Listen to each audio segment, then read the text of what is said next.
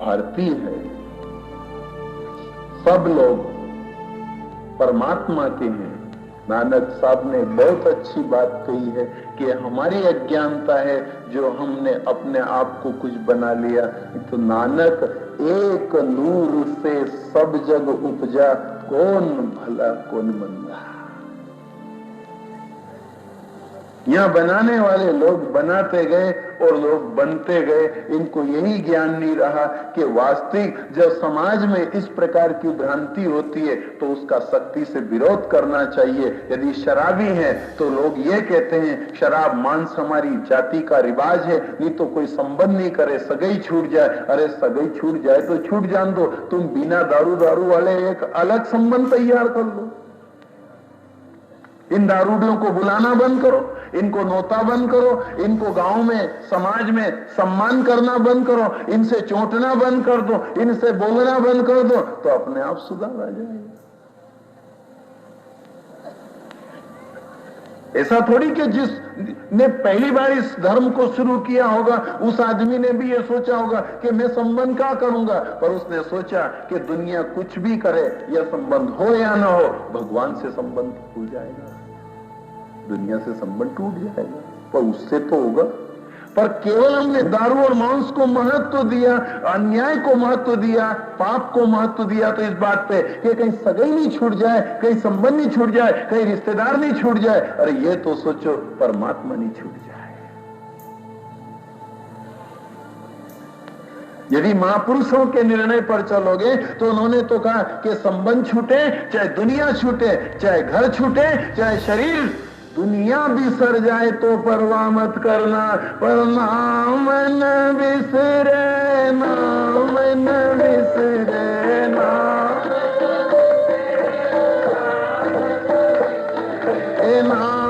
न बिसरे, नाम न बिसरे, नाम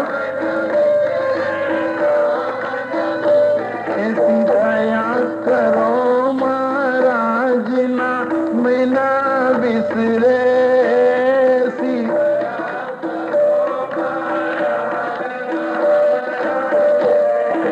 ऐसी दया करो महाराज नाम ना बिसरे,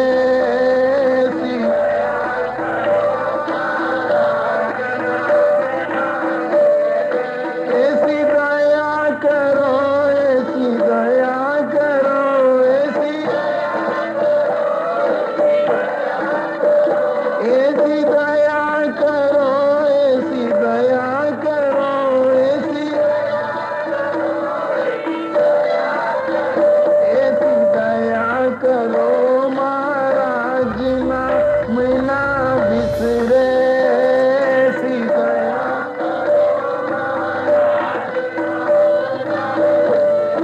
नाम न बिसरे, नाम न बिसरे,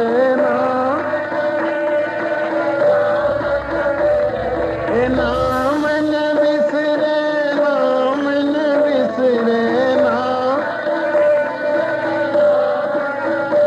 ऐसी दया करो महाराज नाम न बिसरे, ऐसी दया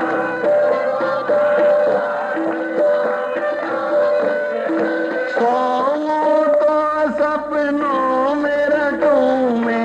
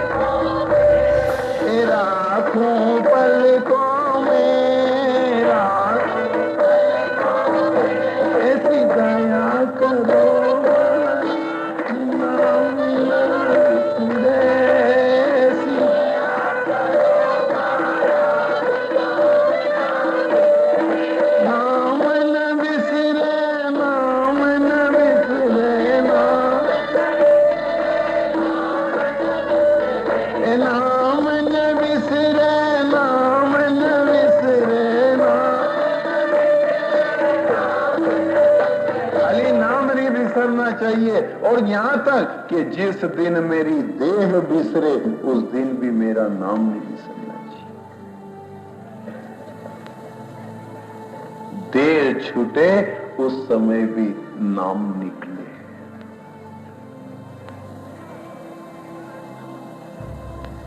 ये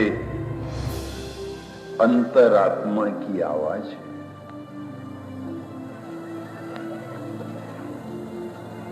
क्यों विसारे नाम, क्यों विसारो धर्म, क्यों कमाओ पाप, क्यों करो दुराचार।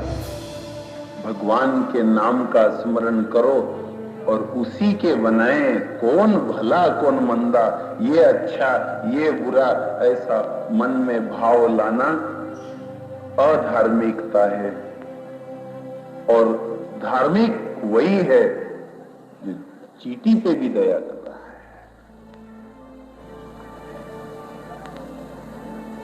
सात हाथ जगह कूद गए और डोली टेढ़ी हुई, राजा नीचे गिरे और राजा को गिरते ही एकदम क्रोध आया, तलवार तोकी और पहुंचे सामने। क्यों रे, क्या समझता है तू अपने आप को? अब तैयार हो जा मरने के लिए। तलवार उठाई, इनने गर्दन सामने कर दी। मैं बहुत दिनों से तैयार हूं और रोज कोशिश करता हूं और रोज प्रार्थना करता हूं कि गुरु छुड़ा के जगत का साथ, हरि का साथ करा देना। गुरु हरि का,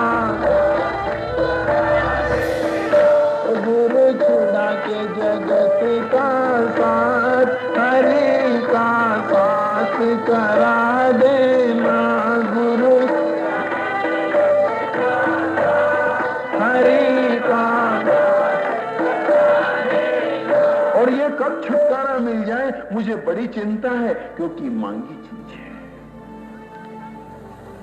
ईमानदार आदमी ईमानदार होता है और वो ईमानदार जब किसी का सामान मांग के लाता है तो बड़ा डर रहता है, फूट नहीं जाए, बिगड़ नहीं जाए, मोचा नहीं पड़ जाए, कोई दाग नहीं लग जाए, मुझे वापस देना है, क्योंकि दूसरी बार फिर कौन देगा। ईमानदार की ईमानदारी देखो, बड़ा चिंतित है और जतन से रखता है और कहता है भैया मैं जैसी कि तैसी संभला दूं तब मुझे चैन पड़े। ईमानदार ये भगत है जो सोचते हैं मीरा, कबीर, तुलसी, सुखदेव, नानक जैसे कि जैसी की तैसी उसकी चीज दे दें तो वापस दूसरे जन्म में कंचन काया मिल जाएगी। नहीं तो बात तो खराब कर दी तो वापस दूसरी बार कौन देगा? खराब नहीं हो जाए। अब इनसे कोई पूछे कि तुम छोड़ना क्यों चाहते हो, नहीं कि छोड़ना इसलिए चाहते हैं कि इसमें कोई खराबी आ गई है, तो हम वापस देने जाएंगे तो शर्म आएगी। ये लोग क्यों कफन ओढ़ते हैं, ये क्यों अपना मुंह ढांक लेते हैं? इनसे कहा कि भगवान के यहाँ जाओ तो खुशी खुशी जाओ ना, नहीं कि खुशी खुशी जाएं, पर किस खुशी को लेके जाएं? या चुनर मारी कैसे जाऊं मैं उस द्वार, चुनर मारी कैसे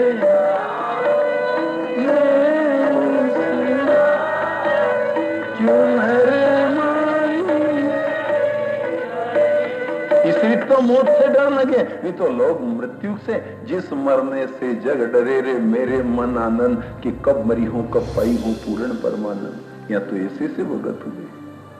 गर्दन सामने करे, जल्दी करो, जहर का प्याला आया जल्दी करो पिलाओ।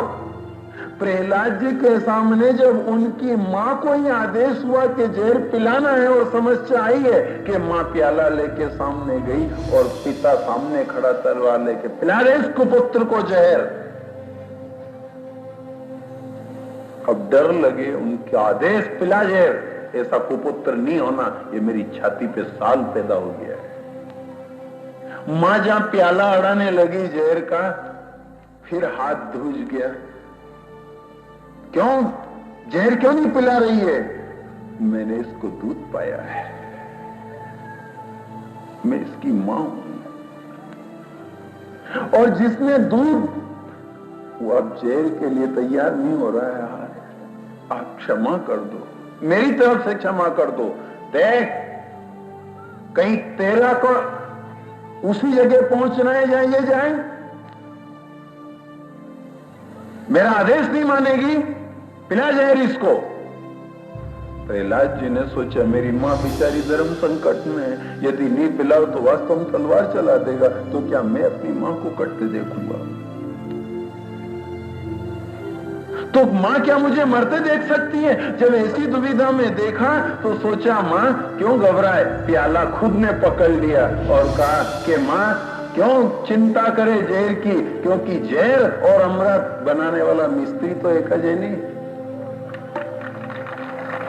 और जो बनाने वाला मिस्त्री है ना वो भीतर बैठा है। मत घबरा। अकाल मृत्यु हरणम सर्वव्याधि विनाशनम श्री कृष्ण पादोदकम पित्वा तो पुनर्जन्म न विद्यते। मेरा आवागमन छुड़ा देगा वो मां, तू जल्दी कर। और पी गए ना, उसने चल दिया। उसका भी दिमाग खराब हो गया कि ये कहीं दामू जहर पी गया और चक्कर नहीं आए, मुंह पे सर तक नहीं, और डकार खा रहा है और दौड़ के उछलता हुआ जा रहा है। जबकि इसको तो सूंघने से गस्त आ जाते थे, तो पीने की तो बात बहुत दूर रही, लेकिन वो दो हाथ ऊपर उछलता है।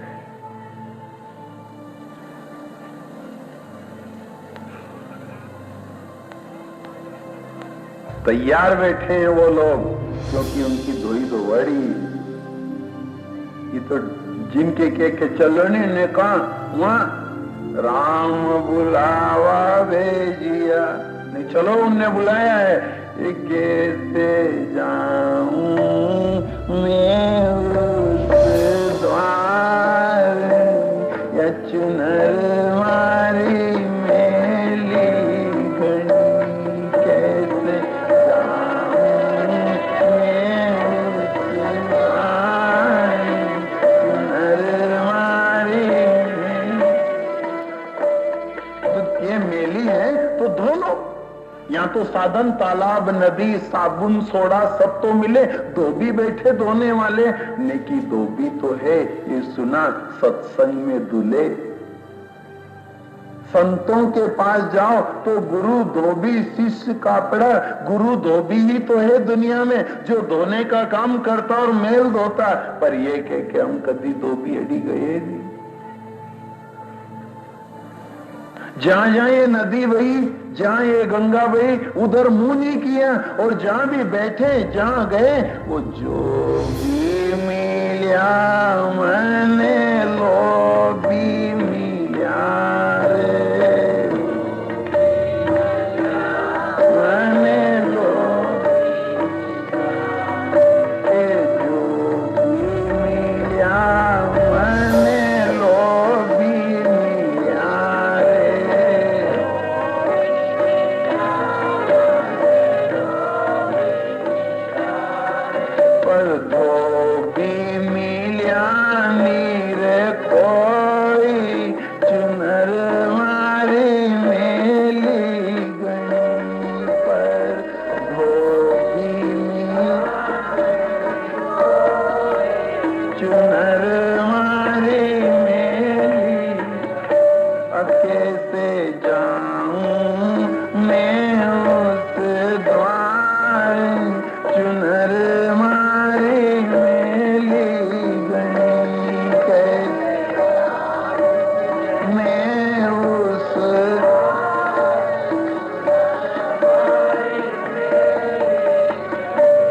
देखो यहाँ गर्दन सामने और वो के छुड़ा दो साथ राजन। बहुत दिनों से सोच रहा इस नाशवान जगत से छुटकारा मिल जाए, क्योंकि डर है इस कंचन काया में कहीं दाग नहीं लग जाए। ये मांगी हुई है। जड़ भरत जब तलवार लेके ऐसा खड़े और के जल्दी चलाओ, तब तो राजा का हाथ भी रुक गया और पूछने लगा, दुनिया में आज तक मैंने नहीं देखा, पहला व्यक्ति देख रहा हूं जो मरने को तैयार। अरे मेरे सामने कांपे, मेरी तलवार से कांपे, न तो ये मेरी आवाज से डरा, न मेरी कोई धमकी से धमका, न मेरी तलवार से ये हिचका, और गर्दन सामने करे, लगे ये कोई दिव्य शक्ति है। ये मामूली रकम नहीं है, इसकी अटपटी वेशभूषा है, इसका ऐसा रूप रंग देख करके, इसको साधारण मनुष्य देख करके मैंने डोली में जोत लिया और इसका अपमान करा। परंतु मुझे लगे कि ये कोई बहुत बड़ी रकम है और आज मैंने हाथ से खोई थी इसको, बहुत बुरा अपराध हुआ था। तलवार तो फेंक दी और उनके चरण पकड़ लिए।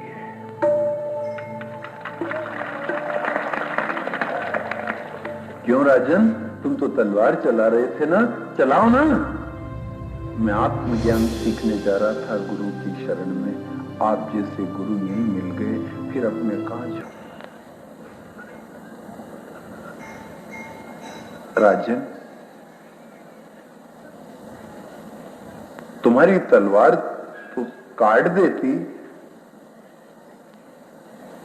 और यदि तुम्हारी तलवार ये गर्दन काट देती तो आज मैं बहुत बड़ा एहसान मानता, क्योंकि वही तो गुरु होता है जो छुटकारा दिलाए। आपको मैं अपना गुरु मान लेता। अरे नहीं, मैं आपको गुरु मान रहा हूं। अभी तक मैं राजा था, आत्मज्ञान सीखने जा रहा था, वो तो डोली एकदम हिली, आप एकदम कूदे और डोली गिरी तो मुझे क्रोध आ गया था। गुरुदेव, आपने पहले क्यों नहीं कह दिया कि मैं एक महात्मा हूं, ये तो मैं आपका अपमान नहीं करता। मैंने आपके कंधे पे डोली रखी, मुझे जिंदगी भर पछतावा रहेगा कि मैं इतने अच्छे गुरु का सम्मान नहीं कर सका। बाकी मजाक करी मैंने। राजन, तुमने कोई बुरा काम नहीं किया, काम तो बहुत अच्छा करा जो मेरे कंधे पे डोली धर दी, क्योंकि और लोगों के कंधे पे धरी थी, वो मुझे शंका थी कि शायद ये किनारे लगाए या नहीं लगाए, पर तुमने जो मेरे कंधे पे धरी थी, ये काम तो तुमने अच्छा कर लिया था। इसको मेरे मुंह से तो मैं कहना पसंद नहीं करता, पर कंधे पे डोली रखी थी और वो डोली तुम्हारी किनारे भी लग जाती। खाली एक गलती करी कि तुमने राजा होकर के उस कंधे पे सवार होके देखा। यदि तुम शिष्य और दास होकर के कंधे पे बैठ जाते तो भवसागर से पार हो जाते। क्योंकि गुरु के पास जो जाए वो शिष्य बन करके ही जाए, गुरु के पास जाए वह दास बन करके ही जाए तो ठीक है। यदि वह राजा बन के जाता है, वह ताज पहन के जाता है, वह यदि कोई राजगद्दी का मालिक बन करके जाता है तो मालिक को क्या ले दे सकेगा, क्योंकि दास और मालिक का संबंध है, गुरु और शिष्य का संबंध है। शिष्य और गुरु, ये संबंध जब बनता है तो शिष्य उसे नहीं कहते हैं जो शरीर कोई दीक्षा ले ले, ज्ञान ले ले और कहे मैं इनका शिष्य हूं। शीश तो ये है, इसको क्या कहते हैं? शीश है ना। अब ये शीश है, और जो शीश गुरु के श्री चरणों में चढ़ जाता है वह कहता है कि अब मैं नहीं बचा, अब ये जो बचा गुरु का बचा, यह शीश मेरा नहीं, यह गुरु का है, उसे कहते हैं शीश, मेरा नहीं है। जैसे नारियल चढ़ाते हो ना, ऐसे माथा चढ़ा दो तो भी के माथा साटे मेरी माय, या चूनर सतगुरु की भी के, या चूनर तो भी के माथा साटे मेरी माय, या चूनर सतगुरु की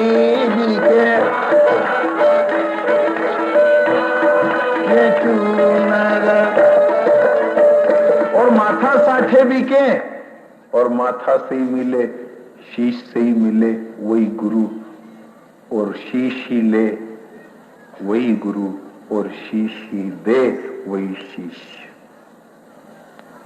फिर दो कड़ी में समझ लो, जो फीस दे के मिले वह डॉक्टर और वकील होता है, और जो शीश देकर मिले वो सद्गुरु होता है।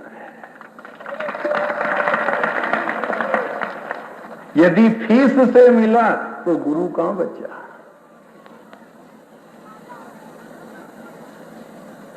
ये भेंट हो, ये दक्षिणा हो, ये धन हो और यह हो तो गुरु, नेकी नहीं।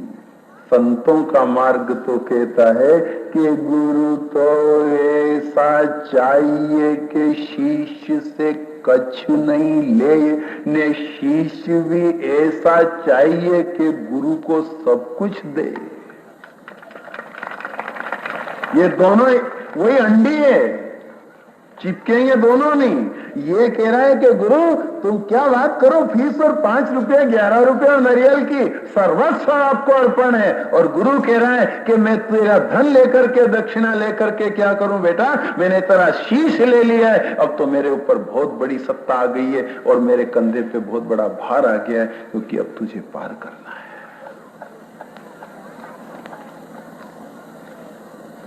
अब भरोसे था का चाले या सतगुरु मारी माव,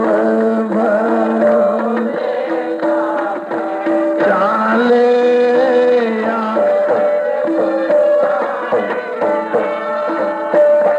भरोसे था का चाले या सतगुरु मारी नाव,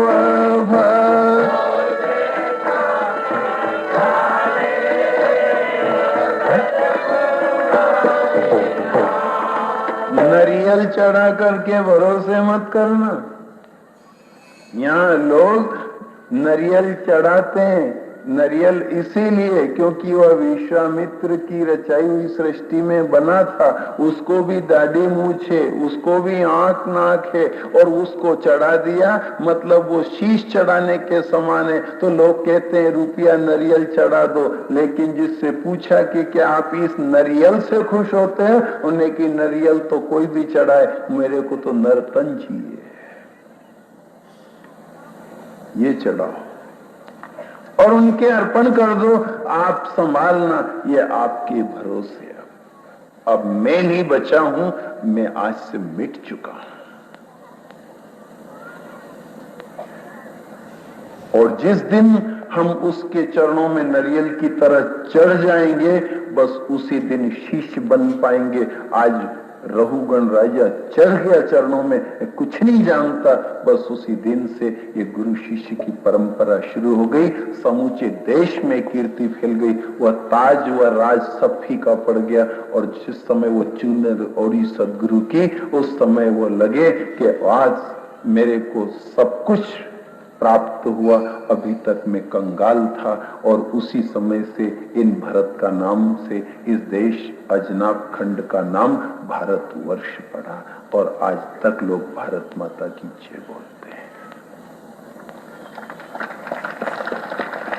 राजन, अभी तक तुमने जो सुना इन भारतीय संतों और दिव्यात्माओं के बारे में, लेकिन ये इतना बड़ा भुवन कोश का वर्णन भी श्रीमद् भागवत में हमारे पिता वेदव्यास ने लिखा है। इसमें नवग्रहों की स्थिति है, शिशुमार चक्र है, नक्षत्र मंडल है, और सभी का अपना अपना स्थान। ये अतल वितल सुतल तलातल महातल रसातल पाताल भूलोक वरलोक जनलोक तपलोक सत्यलोक पृथ्वी आकाश वायु अग्नि जल सूर्य चंद्र मनुष्य देवता गंधर्व सिद्ध चाहूर अप्सरा, इन सब की स्थिति लिखी हुई है। और इसके बाद इनमें कौन कौन से कौन देवता विराजते हैं, कहां पर किनकी कितनी दूरी और कितना उनका आकार प्रकार है, सूर्य की गति का वर्णन है, और नरकों की कथा जिनमें तामिस्त्र तामिस्त्र रौरव महारौरव कुंभिपाक असीपत्रवन कालसूत्र, ऐसे 28 नरकों की बात है। और जो जीव ऐसे कुमार्ग पर चलते हैं और अपने को उन श्री चरणों में नहीं चढ़ाते, वो खोटे। आखिरी में पंचम स्कंद में यदि नरकों की कथा लिखी गई है, तो वह इस बात पे लिखी गई है कि नारियल यदि अच्छा निकलता है तो देवताओं को चढ़ता है, ने खोटो नायल। कहावत तो आप सबको याद होगी। अरे नारियल बजारो और मंदिर में चढ़ाने गए और उसको बदारते ही यदि कहीं उसमें से बांसुरी पानी गंदा गंदा निकला ने काला तो तुरंत तुके डांकी देने, क्यों, क्या बाटो नहीं पड़ता, कहीं न कहीं दूसरा ला। उनका यदि कहीं लाड़ा लाड़ी का धोखाड़ ना हो, मान उतार ना हो, मंदिर गए और जो नरियल खोरा निकले तो नरियल सर को मुंडो चढ़ावड़ो को भी हो जाए, बुरी गत को कि खोटो क्यों निकलियो, सकून तो खोटा नहीं है। घबराते, चकाचक निकले, दूध सरी का गोला निकले तो कितनी खुशी होती है। नारियल देखिए तुमने, क्या बढ़िया नारियल निकले, अरे तो सकून अच्छा है ना, मुहूर्त भी बढ़िया है, अपनों तो सब काम फतेह होगा क्योंकि गो निकली। और गोला कहता है कि तुमने मुझे देख करके खुशी तो मना ली, पर तुम भी बनो, मैं भी नरेटी के भीतर रहता था पर नरेटी से चिपका नहीं, अलग सलग अपनी सत्ता बना के रखी। जदे जाओ आप दुकान पे यूं करो नहीं, कान करने ले जाए ना, गड़ गड़ गड़ गड़ गड़ नहीं यो ले रहे, यो बढ़िया गड़ गड़ गड़ गड़ गड़। तो परमात्मा भी लेती वक्त पूरा तो होगा, उनके भी पैसा देना पड़े, 5 तत्व में बनाया उसने सही, वो भी कहेगा तू गड़गड़े नहीं, उन्हें यो तो चिपकी गयो, तो वो भी कहेगा हूं खोरो तो नहीं लूंगी। ये खोटे लोग, ये खोटी नेत के लोग कैसे पहुंचेंगे अमरापुर? इन्हीं से कहा है कि परत परत के पांव धरा रे, तुम परत परत के पांव धरा रे, क्या अमरापुर की बाट परे सो कोई नहीं रे, सो कोई नहीं रे, मीरा को परतियो राम कोई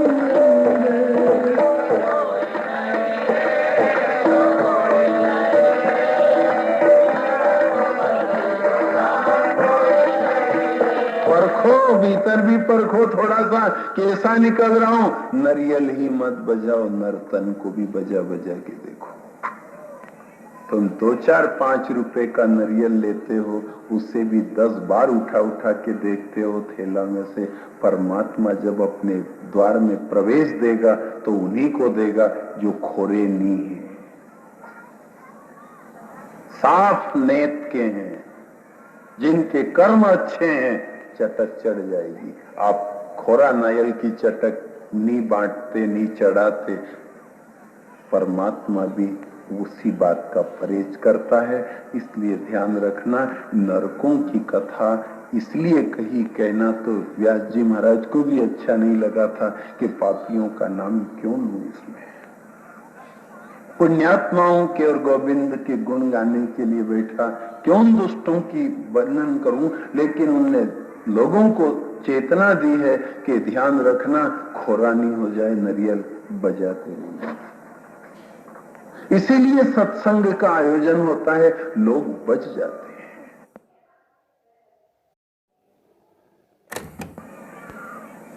उथल पुथल हो जाती है अपने भीतर। अपने भीतर जो भरा है ना, वो अपने से अलग हटता है। जैसा नारियल गड़गड़ाहट करे ना, ऐसा गड़गड़ाने लग जाते। और गड़गड़ाने लगे तो भले एक बार कोई चिपक भी गया है तो वह वापस हिलाने से ठीक हो जाता है। इसका ज्वलंत उदाहरण है अजामिल की कथा, जहां राजा परीक्षित ने भी पूछा है कि निवृत्ति मार्ग कथित आदौ भगवता यथा क्रम योगोपलब्धेन ब्रह्मणा यद संस्कृति। गुरुजी, मुझे एक शंका है कि अब जो लोग चिपक गए उनका क्या होगा? ने चिपक गए हैं ना, तो अजामिल की कथा है, कर्मणा कर्म निर्हारो। देखो, यदि कोई कुकर्मों के कारण, कोई वासना के कारण, कोई सुंदरता के कारण मोह से कहीं ऐसा चिपक गया है संसार की कोई वस्तु से, तो वह व्यक्ति अजामिल से सीखे 80 साल तक वेश्या से मोह रहा, विषयगामी रहा, पर नारायण नारायण नारायण यह नाम उच्चारण करा तो नाम के प्रताप से वह उससे छुटकारा पा गया और परमात्मा के धाम को पहुंच गया। क्यों? क्योंकि उस समय कैसी स्थिति आ गई थी कि नारायण नारायण नाम उच्चारण हुआ तो यमदूत हट गए और भगवान के दूत आ गए और कहा, भैया इस पे हमारा नाम है और ये हमारे नाम वाला आप नहीं ले जा सकते, इधर लाओ।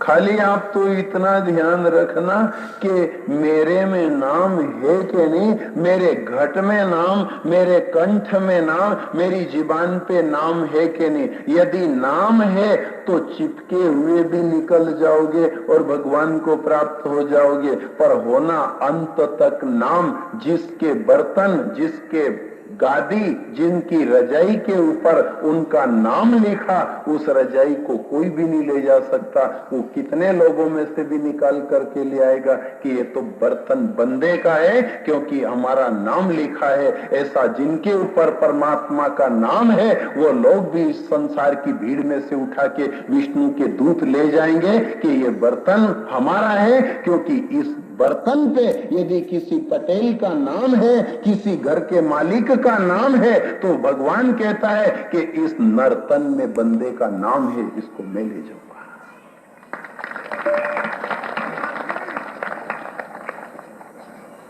तो इतना ध्यान रखना कि यदि बर्तन में नाम तो नर्तन में नाम क्यों नहीं।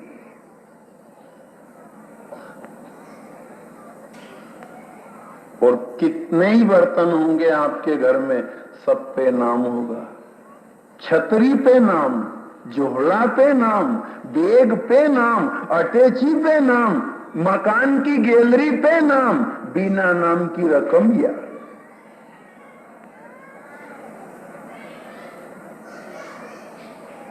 सब दूर जहां देखो आप, फलाना भवन, ढीका भवन, अरे बंगले बनाए, भवन बनाए, तो उन्हें गैलरी पे नाम लिखाया। नहीं पहचाने कि को नाम है, पर लिखाओ, कोई बुराई नहीं, गैलरी पे लिखा लो, भले आखी दीवार पोतई ले वाड़ो, छतरी पे लिखाओ, झोला पे लिखाओ, बर्तन पे लिखाओ, आपके सब पात्रों पे। लेकिन उसके साथ याद रखना इस तन का भी, कि ये नहीं खोवा जाए। ये टेंट जो लगा, इस पे भी टेंट हाउस के मालिक का नाम है, कौन से टेंट हाउस का है। घूमेगा नहीं, नाम लिखा, कोई नहीं ले जा सकता, भले यहां हजारों टेंट इकट्ठे कर लो, नाम लिखा।